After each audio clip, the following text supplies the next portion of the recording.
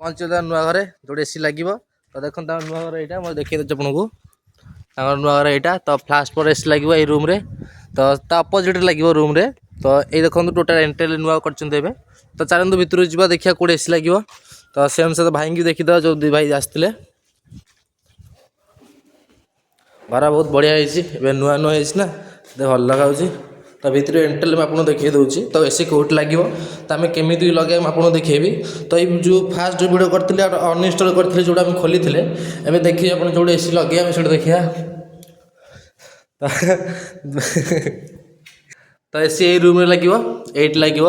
ତା ଭାଇମାନେ ଅଛନ୍ତି ଆପଣ ଯେଉଁଠି ମାନେ ଯାହାର ଏସି ଲଗେଇବା ସେ ଦୁଇ ଭାଇ ଅଛନ୍ତି ଏଇଠି। ତ ଶିବ ବି ଏଣ୍ଟ୍ରି ଆସୁଛି। ତ ଶିବ ଜିନିଷ ଟିକେ ଦିଶ ତ ଲାଗିବ କ'ଣ ତ ଏସି ଆମ ଏଇଠି ଲାଗିବ। ତା ଆଉଟଟା ଏଇ ସାଇଡ଼୍ରେ ଲାଗିବ କର୍ଣ୍ଣରରେ। ମୁଁ ଦେଖେଇ ଦେଉଛି ଚଲନ୍ତୁ।